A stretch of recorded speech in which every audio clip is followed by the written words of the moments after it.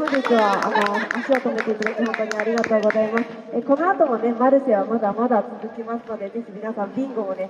ビンゴになるようにぜひ楽しんで、マルシェを楽しんでいただけたらと思います。本日は最後までお聴きいただきありがとうございました。